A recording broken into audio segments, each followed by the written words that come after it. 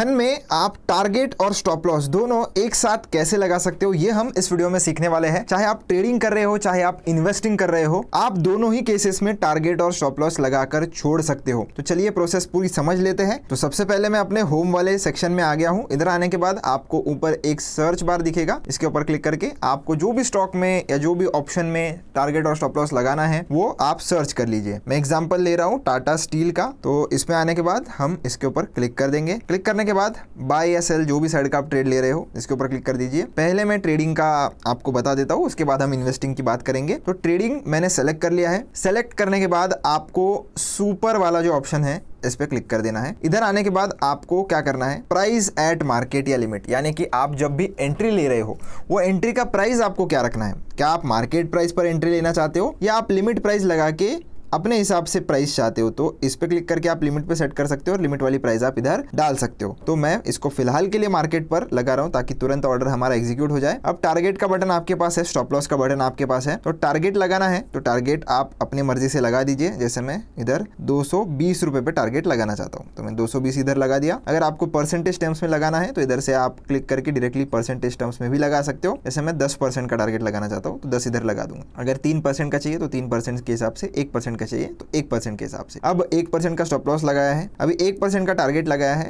तो मैं stop loss लेता हूँ कुछ 215 रुपए के आसपास। तो ये मैंने लगा दिया इधर। अब स्टॉप लॉस भी मेरा लग चुका है, टारगेट भी मेरा लग चुका है और एंट्री प्राइस मेरी होने वाली है मार्केट के ऊपर। अगर आपको कोई भी चार्जेस वगैरह देखने हैं तो इसके ऊपर क्लिक करके आप चार्जेस की समरी भी ले सकते हो। बस ध्यान रखना कि ये एस्टिमेटेड चार्जेस होते हैं, एग्जैक्टली थोड़ा ऊपर नीचे हो सकता है और कोई भी अलग से चार्जेस नहीं है सुपर ऑर्डर को यूज करने के। नॉर्मल चार्जेस जो हमेशा अप्लाई होते हैं वही अप्लाई आपके होने वाले हैं। अब आपको मार्जिन देखनी है आपको कितना लगेगा और इंस्टेंट बाय पर आपको क्लिक कर देना है। जैसे ही आप क्लिक करोगे आपको ऑर्डर्स वाले सेक्शन में, पोजीशंस वाले सेक्शन में आना है। आपका ट्रेड इधर शुरू हो चुका है। शुरू होने के बाद अगर मैं इसके ऊपर क्लिक करूंगा तो आपको इधर देखने के लिए मिल जाएगा कि आपका टारगेट और स्टॉप लॉस इधर लगा हुआ है और उसके सामने ये पेन का एक बटन भी आपको मिल जाएगा जिसपे क्लिक करके आप इसको कैंसिल भी कर सकते हो और एडिट करना चाहो, कुछ भी चेंजेस करना चाहो। जैसे मैं 218 का सेव करना चाहता हूँ, अब इसको 215 की जगह 216 करके भी सेव पर क्लिक करूंगा तो मॉडिफिकेशंस भी हो जाते हैं। ऐसे नहीं है कि एक बार लगा दिया तो लग गया, अभी आपको कैंसिल ही करना पड़ेगा, एक नई ऑर्डर प्लेस करनी पड़ेगी। बिल्कुल भी नहीं, आप मॉडिफिकेशंस इसमें जब चाहो तब कर सकते हो और जितनी बार चाहो उतनी बार कर सकते हो। सेम चीज आपको ये सुपर वाले ऑप्शन में भी देखने के लिए मिल जाएगी। इधर आपका ऑर्डर आपको हमेशा दिखाई देगा। इधर टारगेट फॉर प्रॉफिट कितना है, स्टॉप लॉस कितने पे लगाया है। अगर आप इस बटन पे क्लिक करोगे तो आपका जो स्टॉप लॉस का ऑर्डर किस पे लगा है और टारगेट का ऑर्डर किस पे लगा है सब देखने के लिए मिल जाएगा। और इसके ऊपर मोर पर क्लिक करोगे आप तो आपको मॉडिफिकेशन का भी ऑप्शन मिल जाता है, कैंसिल का भी ऑप्शन मिल जाता है। तो सेम चीज आप इधर से भी कर सकते हो। और ये जो सुपर ऑर्डर है ये ओसीओ प्रिंसिपल पे है, यानी कि वन कैंसिल्स अदर, जिसमें अगर आपका टारगेट हिट हो जाता है तो स्टॉप लॉस का ऑर्डर ऑटोमेटिकली कैंसिल और स्टॉप लॉस हिट हो जाता है तो टारगेट का ऑर्डर ऑटोमेटिकली कैंसिल। तो दोनों में से एक हिट हो जाएगा तो दूसरा अपने आप कैंसिल हो जाएगा। अगर आप ये पोजीशन जो है वो खुद एग्जिट भी कर जाते हो, इसमें अभी मैंने इंस्टेंट सेल करके क्लिक कर दिया, वापस से सुपर वाले सेक्शन में आऊंगा तो ये ऑर्डर आपका फिर भी एग्जिट नहीं होता है, कैंसिल नहीं होता है। तो आपको मोर पर आके इसको मैन्युअली कैंसिल करना पड़ेगा। जब तक आप खुद से नहीं करोगे ये कैंसिल नहीं होता है। तो आपको हमेशा ध्यान रखना है कि अगर आप कोई भी ट्रेड ले रहे हो जिसमें आपने स्टॉप लॉस और टारगेट ऑलरेडी लगा चुका है और लगने के बाद अगर आप मैन्युअली उसको एग्जिट कर रहे हो तो उस केस में आपको मैन्युअली कैंसिल भी करना पड़ेगा अपने स्टॉप लॉस और टारगेट के ऑर्डर को, वरना वो पेंडिंग में वैसा ही रह जाएगा। और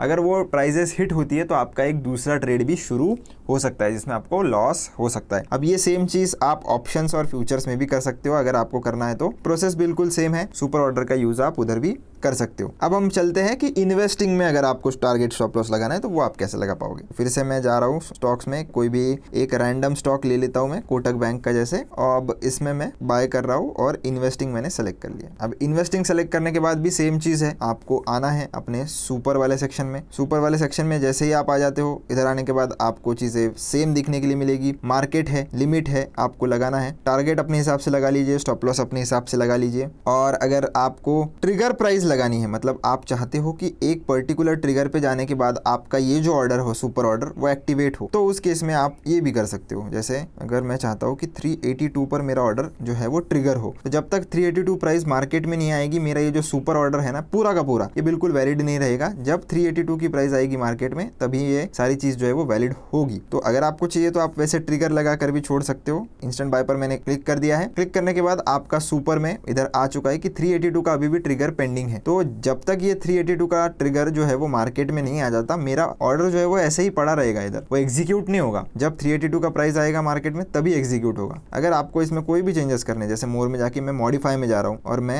अपना जो ट्रिगर है उसको हटा देता हूँ और इंस्टेंट बाय पर क्लिक कर देता हूँ, तो अब मेरा ये जो ट्रेड है वो लग चुका है और ये मैंने डिलीवरी में बाय कर लिया है। अगर मैं इसके ऊपर क्लिक करूंगा तो आपको सेम स्टॉप लॉस और टारगेट इधर देखने के लिए मिल जाता है। और अगर मैं सुपर में जाता हूँ और इस पर्टिकुलर चीज पे मैं क्लिक करके व्यू में जाता हूँ तो आपको इधर देखने के लिए मिलेगा कि आपकी स्टॉप लॉस और टारगेट की जो ऑर्डर है वो अभी इनएक्टिव है। बस इसके साथ आपको एक और चीज करनी पड़ेगी कि आपको DDPI का जो फीचर है उसको एक्टिवेट करना पड़ता है। अगर आप इसको एक्टिवेट नहीं करोगे तो आपका सुपर ऑर्डर जो है वो काम नहीं करता है, क्योंकि हम डिलीवरी में स्टॉप लॉस लगा रहे हैं। अब डिलीवरी में स्टॉप लॉस अगर लगा रहे हैं या टारगेट अगर लगा रहे हैं तो सिंपल चीज है, जिस भी दिन आपका स्टॉप लॉस या टारगेट हिट होगा उस दिन आपका ये जो शेयर है वो आपको बेचना पड़ेगा।